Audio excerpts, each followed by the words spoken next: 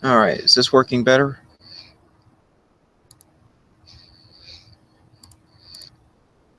Everyone hear me okay?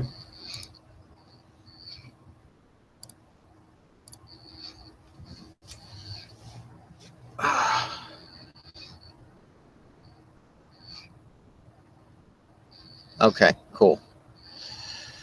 Well, sorry about the buffering issue. I think that was actually YouTube's fault.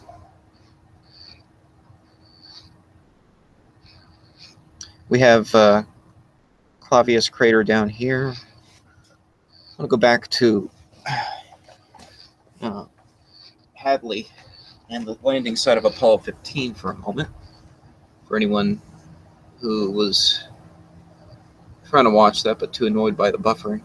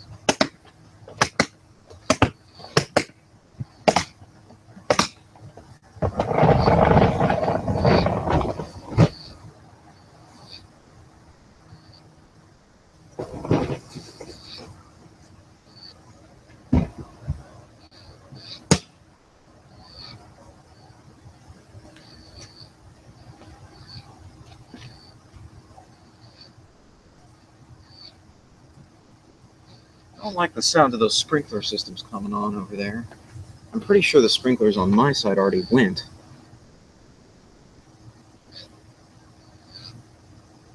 I saw them going off earlier this morning, so I assume our cycle is done, but just in case, I put my large waterproof Pelican case on top of the nearest sprinkler head in case it decides to try to go off.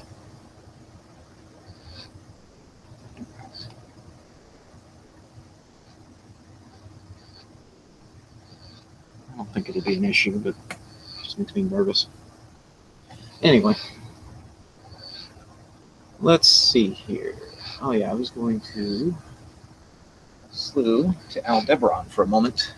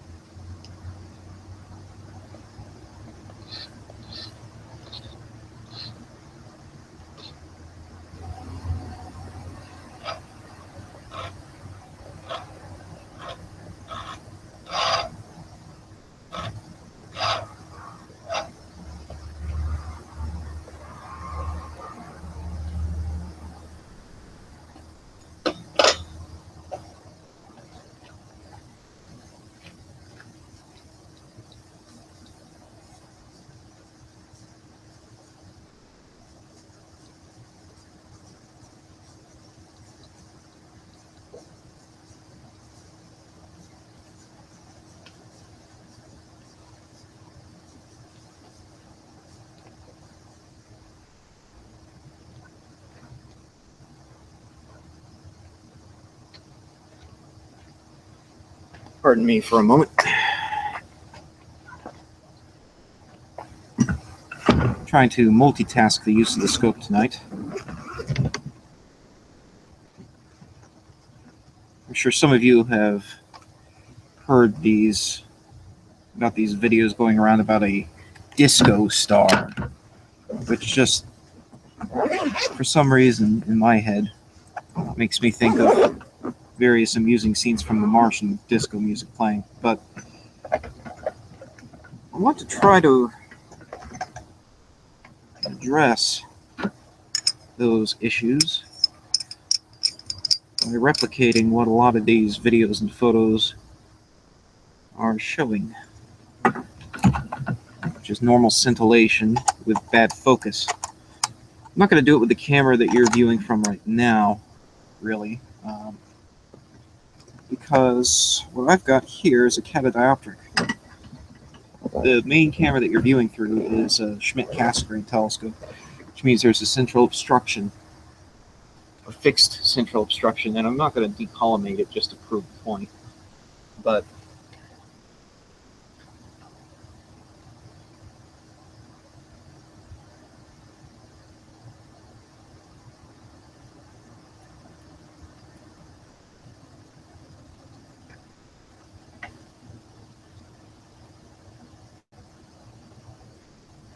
there are lots of claims that there's some new bright star. The wiggling you're seeing there is from me shaking the heck out of the telescope in the process of attaching this camera.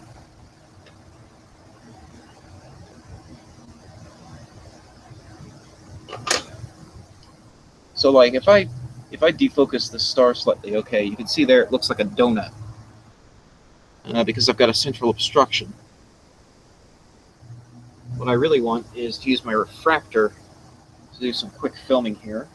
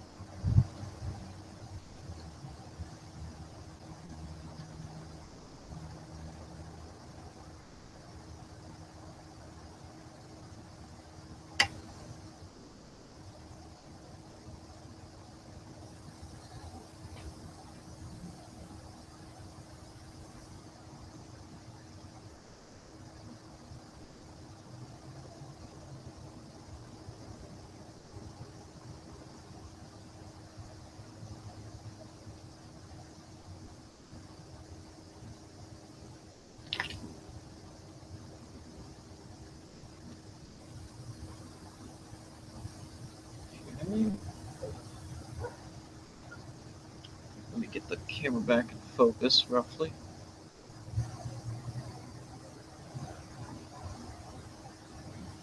All right.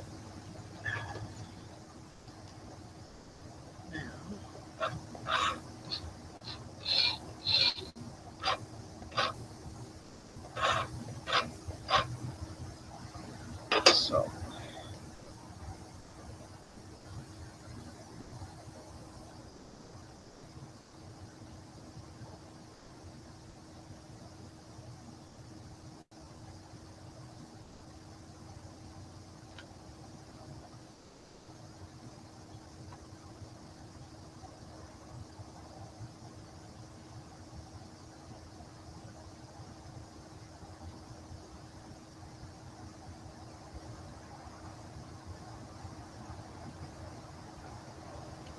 that going. And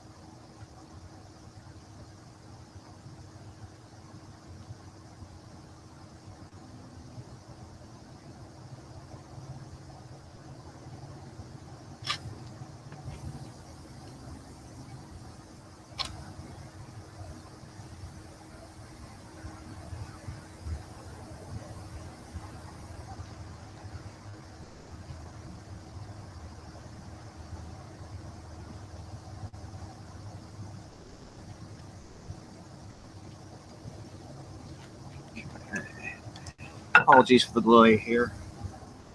Just trying to do some quick filming with the refractor, which is not co-aligned.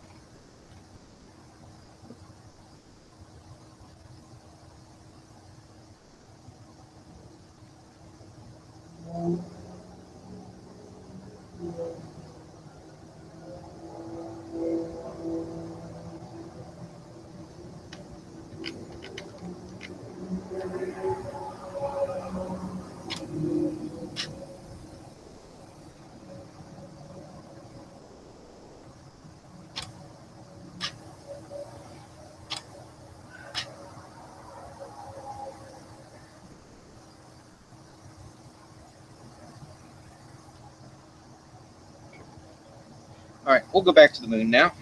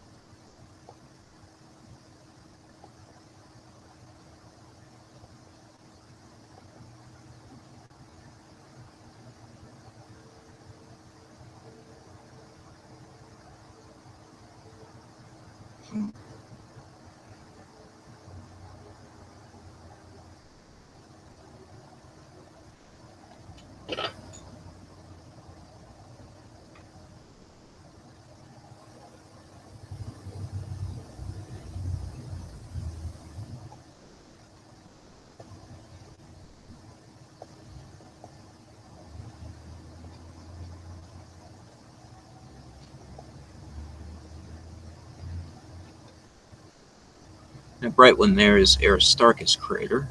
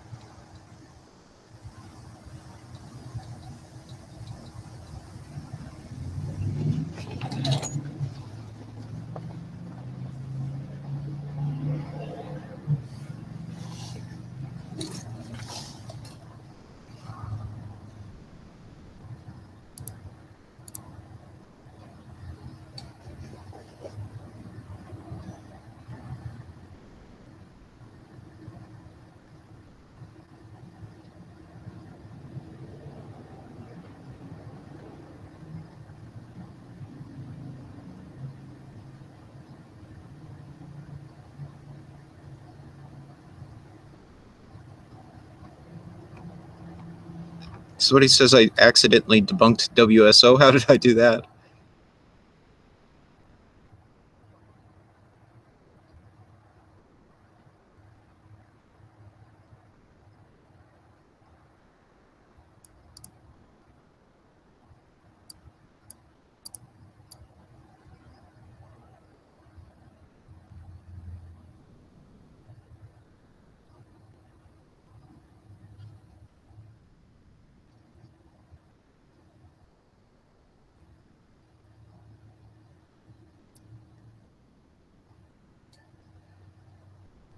Sean asks what my azimuth and altitude angle is right now. That was probably a long time ago when he asked that, but let's see.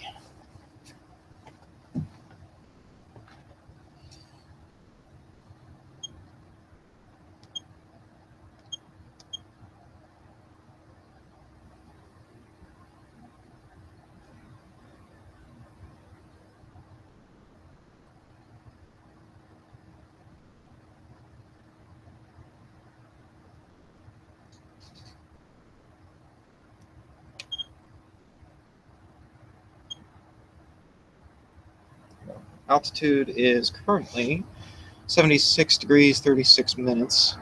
Azimuth is currently 318 degrees, 41 minutes. And that's a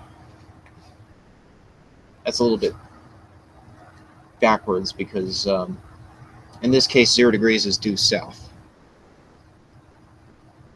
So that's 72, about 72 degrees. And we're coming up on 71 degrees. 71 degrees now, east of due south. Or no, what am I saying? 71 degrees. 41 degrees. 41 degrees east of south.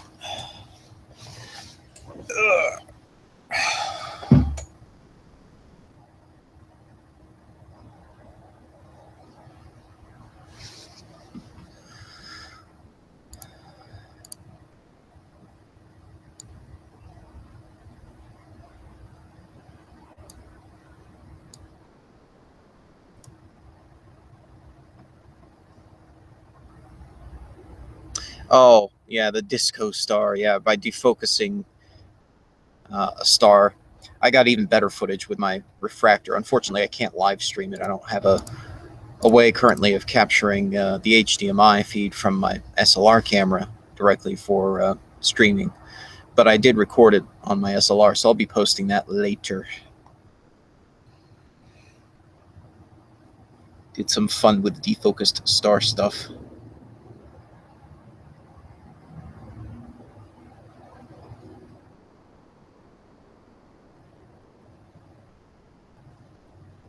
It's interesting to see how sensitive a defocused star is to heat waves.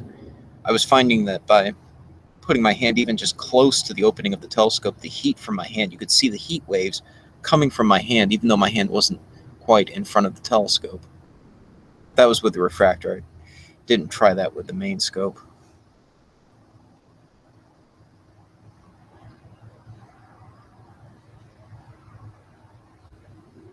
Though we could have some fun there too if we wanted.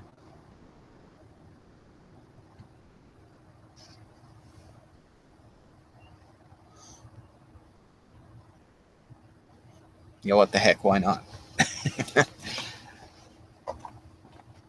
Can't hurt to have a little extra footage.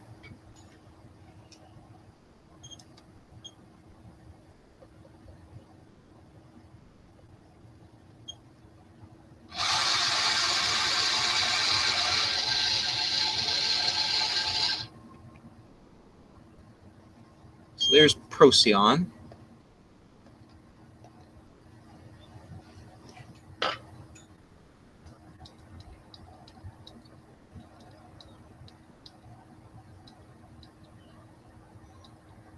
As you can see, it's a really bright star.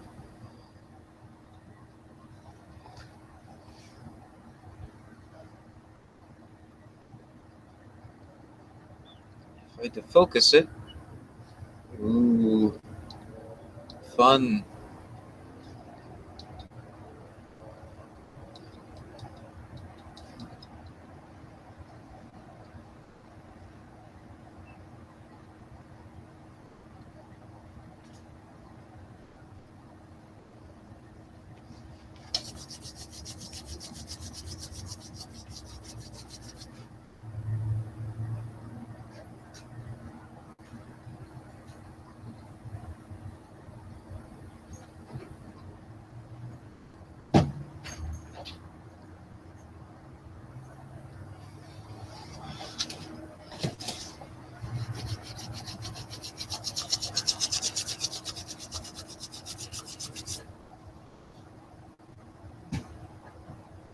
See those distortions running across it there? What I'm doing is I'm just rubbing my hands together to generate friction, and then putting my warmed hand close to the edge of the telescope's aperture. And just that heat,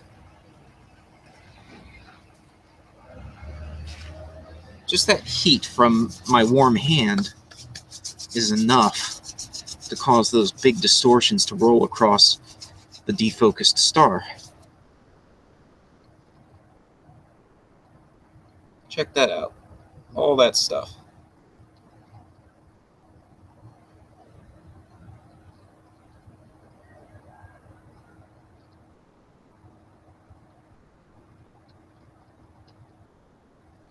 Ooh, cool.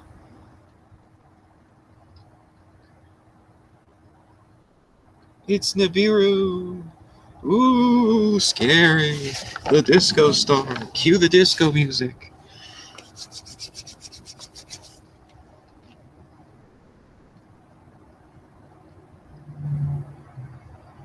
It's just thermal currents from my hand.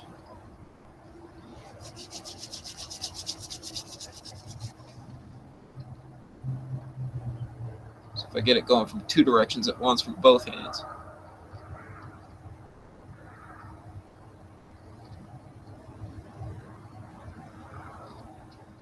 Ooh, scary. Oh, man.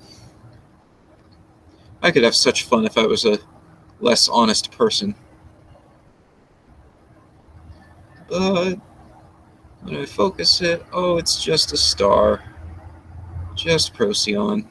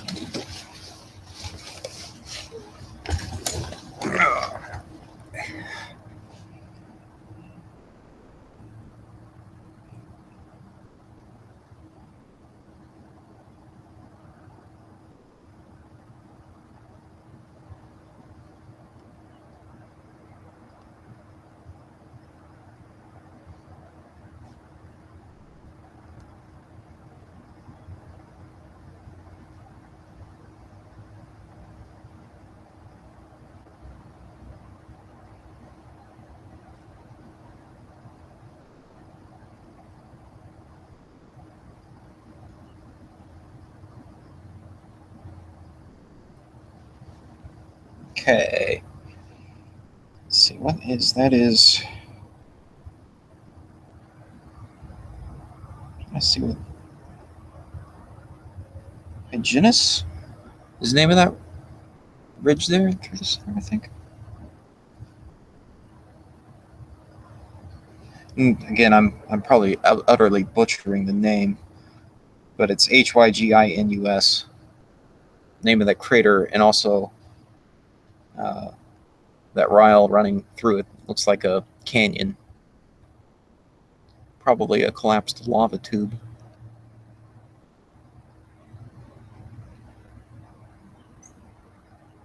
That's my guess, anyway.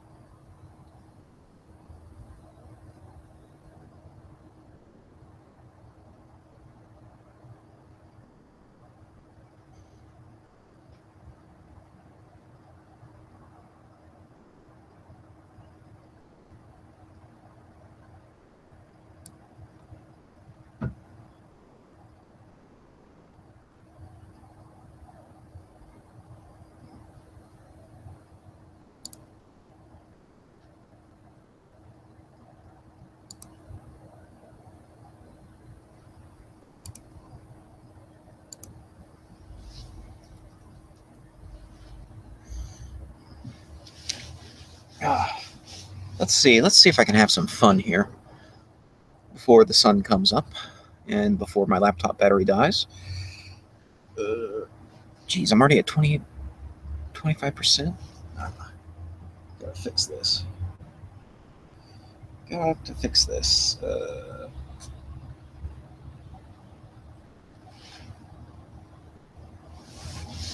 One second.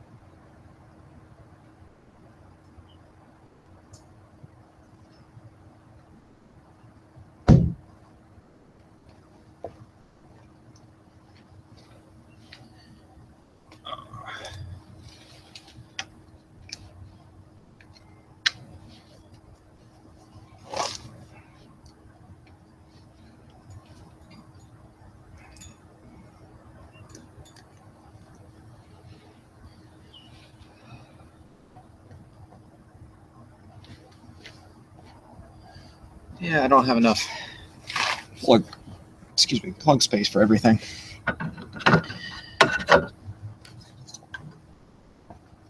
So I'm going to improvise a little bit.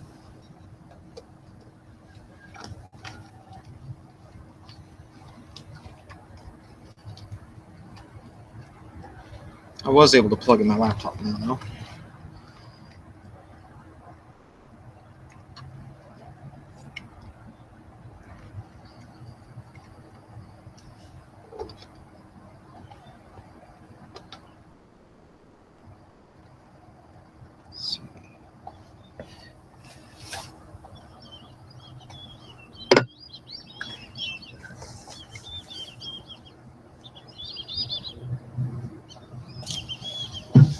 All right.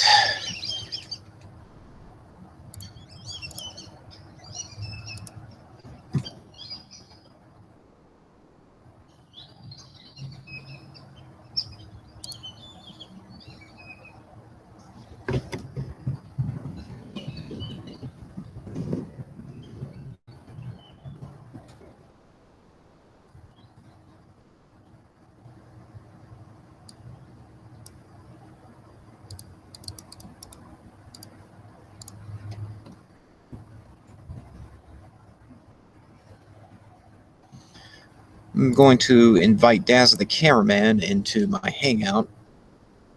I don't know if he's going to be able to join it or not.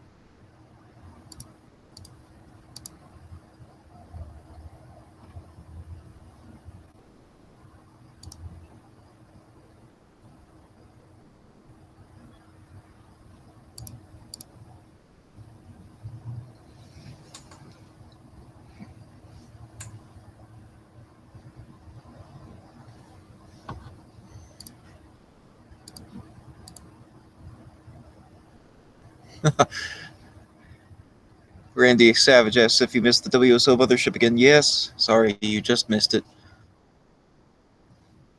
We were just taking a look at it.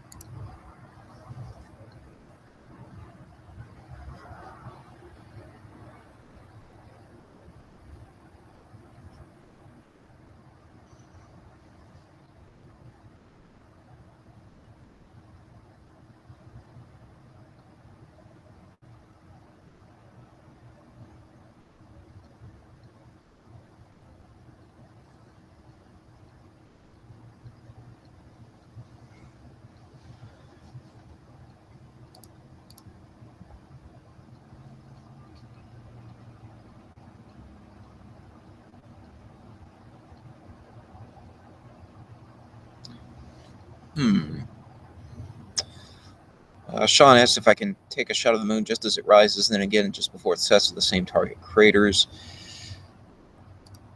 Would definitely need a clear view of both horizons, which is a bit tricky. I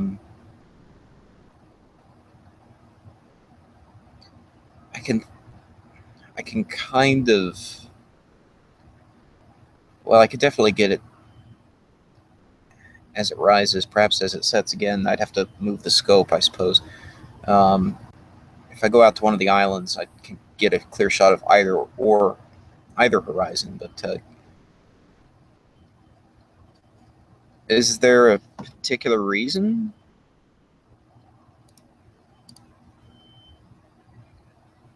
Hey, Daza is joining us. Hang on a second here. Let me plug in my headphones so I can hear him.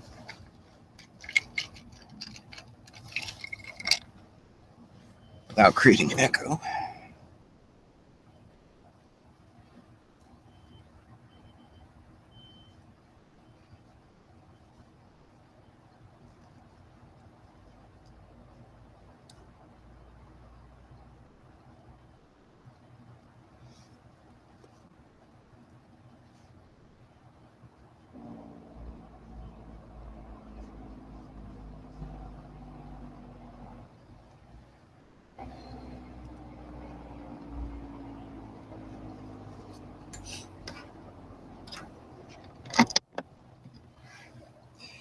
Hey, Daz, are you there?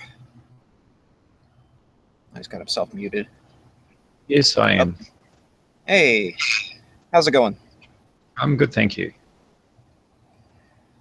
So I heard there was some interesting shenanigans going on while I was sleeping earlier tonight. Uh-huh.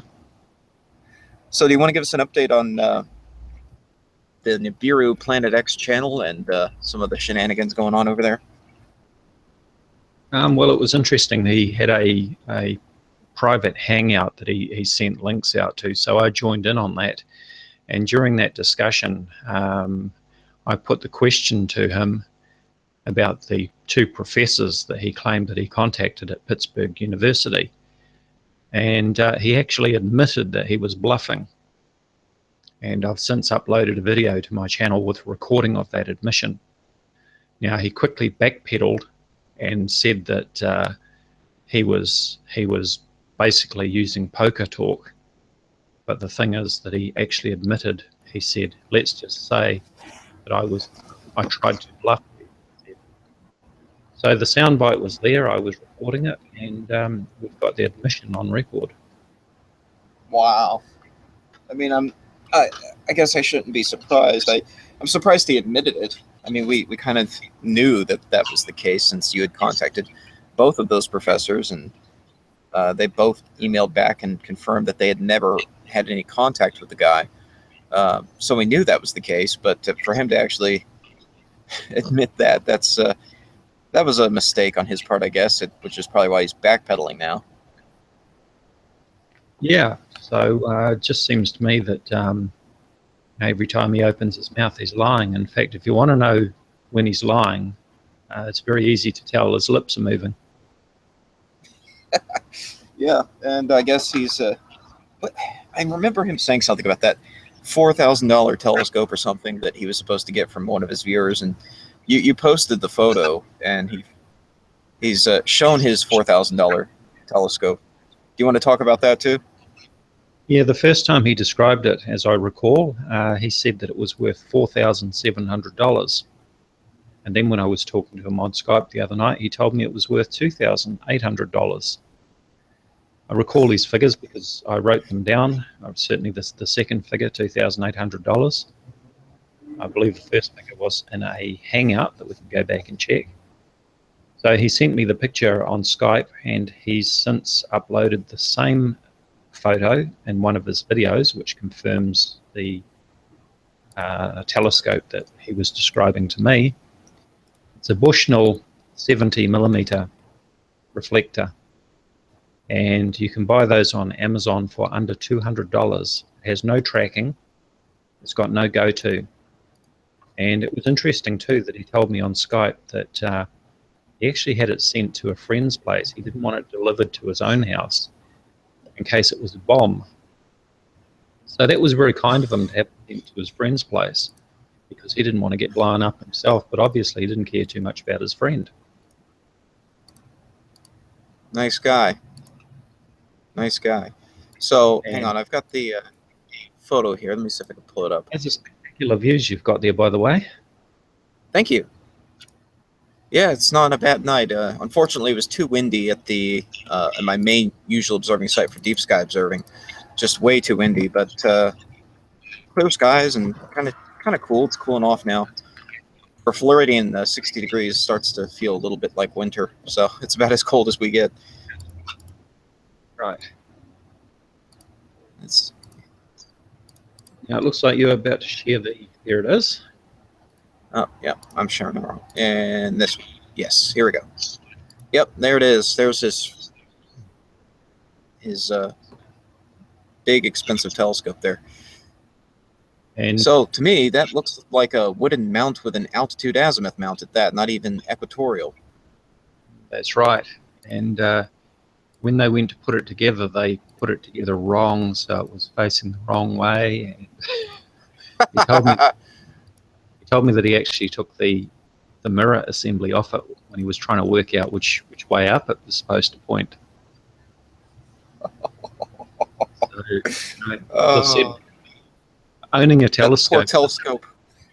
But any more than me owning a scalpel would make me a brain surgeon. Absolutely. That poor telescope, it never saw it coming. Oh my. What is that on the in the eyepiece drawer there? It looks like is that, I guess that's just an eyepiece. I'm just it's I guess he's got the focuser all the way extended. It just looks really long there. Yeah. Yeah, so I guess so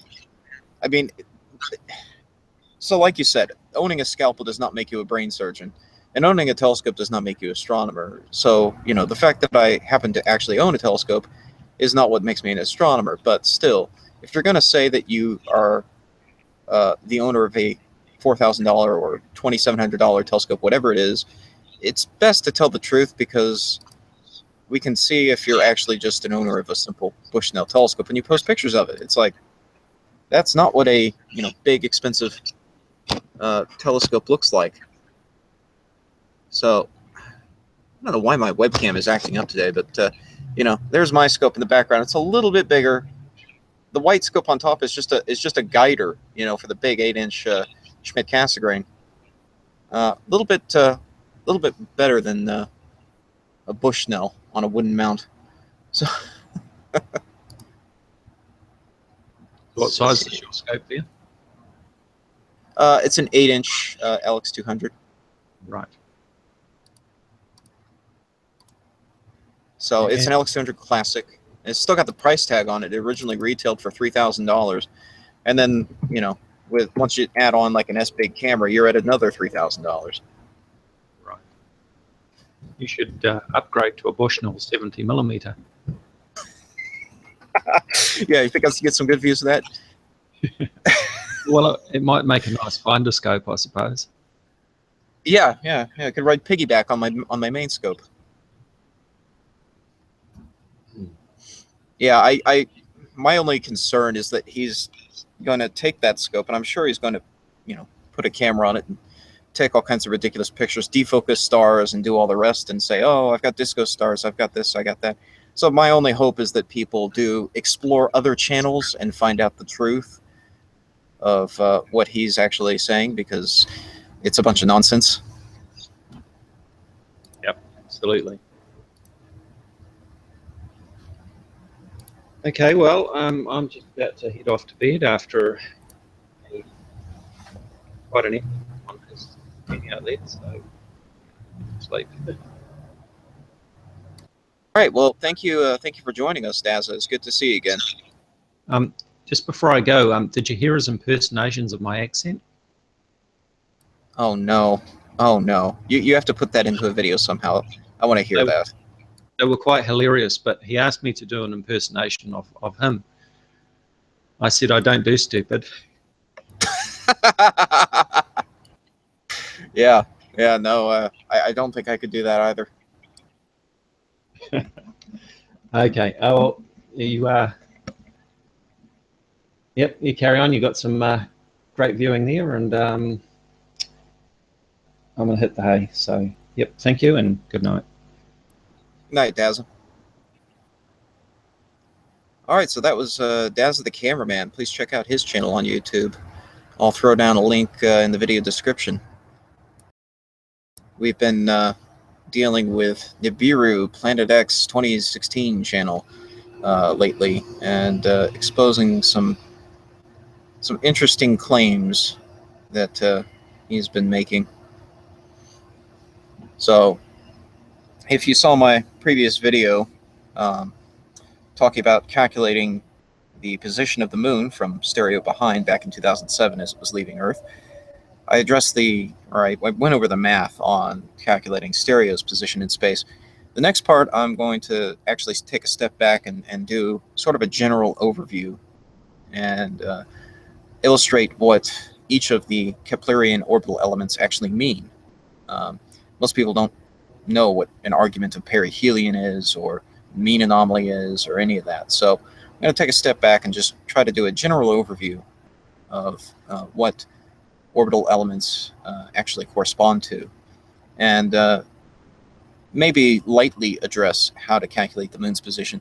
Calculating the moon's position is quite involved, really, if you want to be accurate about it, because it's under the influence of so many factors. And my moon calculation spreadsheet is huge if you actually look at it. It involves hundreds and hundreds of trigonometric functions that are linked together in a Fourier series to calculate its position. So it wouldn't make much sense for me to go over every single equation. You can check it out for yourself if you want to, but it would take me days to do. So instead, I might cover some basics of various lunar theories, that is to say, methods that are used to calculate the moon's position, and some of the historic theories, some of the current theories that are used, including the one that's used in my spreadsheet, which was published back in the 90s. And I grabbed that book out of a library and used it to create that spreadsheet. But there are other ways to do it. Some are more accurate than others. Depends on what you're going for.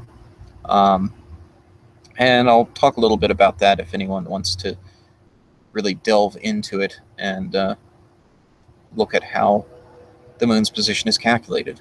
I'm not exactly sure which algorithm Meade actually used when they built the LX200 for calculating the moon's position. I'm not sure what they used. I'd be interested to look into the history of that. Because the LX200 I have, the LX200 Classic, uses permanently encoded chips in the motherboard, and they are EEPROMs that can only be erased by exposure to intense UV light. So you have to physically access the chips to erase them, and you have to erase them before you can reprogram them. So the only way to reprogram my scope or to update its software is to physically remove and replace the main memory chips on the motherboard. So the methods it uses for calculating the moon's position and the positions of the planets has to be accurate, and has to work over long periods of time. It's not quite as simplistic as some of the other methods that I can use to approximate the position of, say, stereo behind, or Earth around the sun. Even it gets quite involved. So yeah, there's only so much I can do to really show you guys how to do those calculations. But I'll do the best I can to at least point you in the right direction. If you want to get into it, if you want to actually use, say, Brown's lunar theory, I'll give you some references on that, and some of the historic methods that have been used since before this telescope was built. Because of course, you can just look it up from NASA directly if you want to, but of course, people like Planet X, Nibiru Channel, whatever he wants to call himself, they're going to say, well, NASA's lying, NASA's covering it up. They're just lying about where the moon was back in 2007 to, make it seem like it was just the moon, but it was really something else.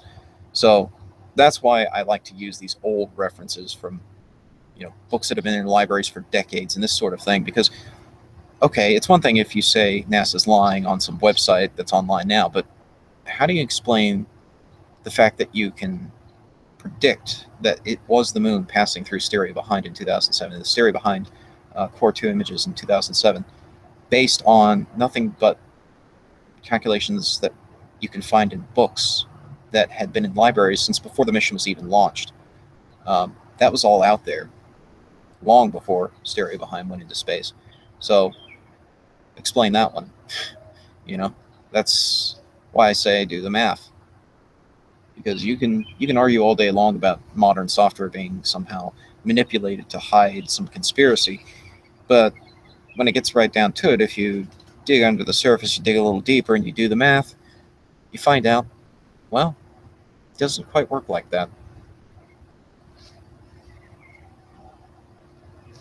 Now, the other question I get about the moon a lot is to do with field rotation. So if you notice at the start of the webcast, the moon appeared to be somewhat horizontal. The moon's terminator appeared to be somewhat horizontal in the view.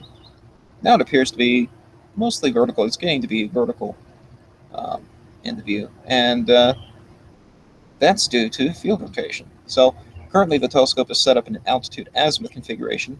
It can't be polar aligned, but for doing just simple lunar observing, there's no real point to doing full polar alignment unless you're just that annoyed by field rotation.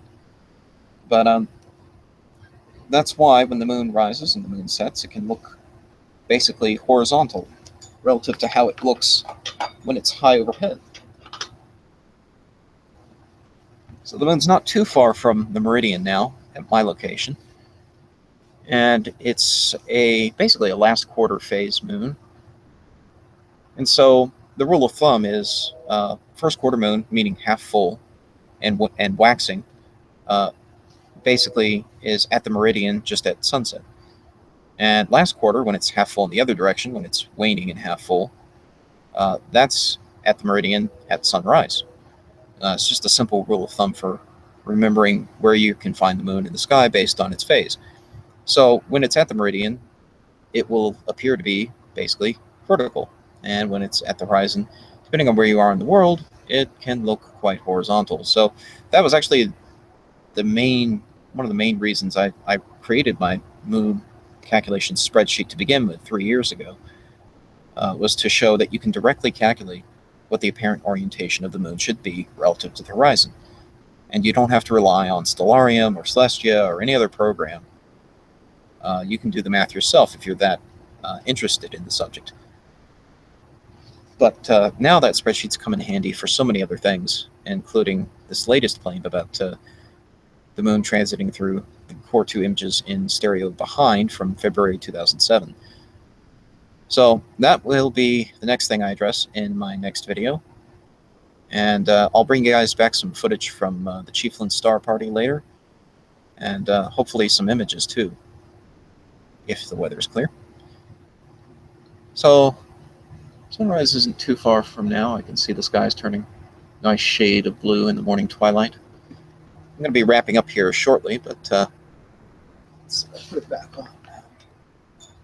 Mare Imbrium and the area of the Apollo 15 landing site right there near the center of the view. One's Hadley and Hadley Rill.